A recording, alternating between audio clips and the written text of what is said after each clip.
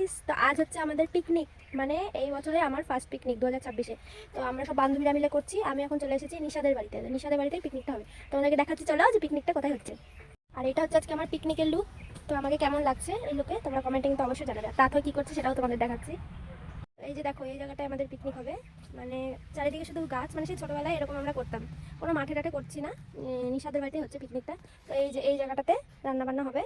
আর নিশা আর তিথি হচ্ছে এখন গিয়েছে ডালপুরি আনতে। তাতে দেখো কি করছে, এই তাতো যাই না, ওদিকে আসো, চলে আসো, চলে আসো। নতুন জায়গা এসেছে, তো এখনো কি করবে ঠিক পাচ্ছে না। তো চলো, ভিডিওটা আজকে খুব ইন্টারেস্টিং হতে চলেছে, তোমরা পুরোটা স্কিপ না করে দেখতে থাকো। কিছু বলবি না তোরা? আমরা আজকে খাচ্ছি এখন। এই আমাদের সকালের ব্রেকফাস্ট। সত্যি সব বান্ধবীরা মিলে পিকনিক করার মজাটাই আলাদা, তাও যদি আবার তারা হয় ছোটবেলাকার বান্ধবী, তাই না? তো তারপরে আমরা খাওয়া দাওয়া করে একদম সব মানে কাটাকুটি করতে বসে গিয়েছিলাম। আর নিশা বললো তুই খালি ভিডিও করে দিবি, তোর কোনো কাজ নেই। তাই বললাম ঠিক আছে চল তাই করে দেবো। তো আমি সেটাই করছিলাম। তারপর এখানে ঠাকুমাকে দিয়েছিলাম বাঁধাকপি কাটতে, কারণ আমরা কেউ বাঁধাকপি ভালো করে কাটতে পারি না, জিরি জিরি করে। ওই জন্য ঠাকুমাকে বললাম ঠাকুমা তুমি কেটে দাও। তো ঠাকুমা সেটাই কাটছিল। এখানে আমাদের মশলা বাটা চলছে, বাটছেন মাননীয়া নিশা মুখ্যমন্ত্রী। আর ওইদিকে কি মাংস ধোয়া চলছে। এখানে তিথি মাননীয়া মাংস ধুচ্ছে, মুখ দেখাতে রাজি না। এই কত মাংস রে, কত কেজি নিল? 200 টাকা। তুই শোন, ও ভাতটা চাপিয়েছি। নিশা হাতটা খুন্তি কই, ওখান থেকে ভাতটা নিয়ে দিই, হয়ে যাবে খুন্তিতেই।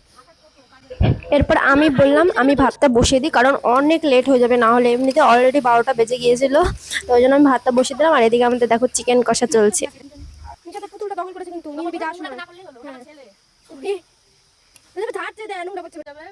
এরপর ভাত তখন আনকমপ্লিট হয়ে আছে, ওই হলো। অত আমি ইংলিশ জানি না। বাঁধাকপি হবে, তারপরে চাটনি হবে। কত টাইম লাগবে রে নিশা? হ্যাঁ, বাঁধাকপি হয়ে যাবে।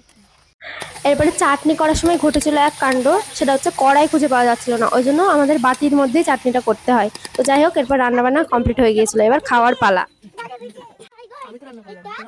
খুব টেস্টি মাংস হয়েছে। কেমন কেমন কেমন বলো?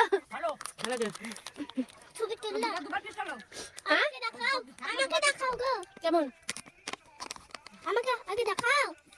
তো আমাদের খেতে খেতে প্রায় 3:30 বেজে গিয়েছিল, কিন্তু যাই হোক পিকনিকে কালকে খুব মজা করেছিলাম। সেই ছোটবেলাকার আবার মনে ছিল জীবনটা ফিরে পেয়েছিলাম।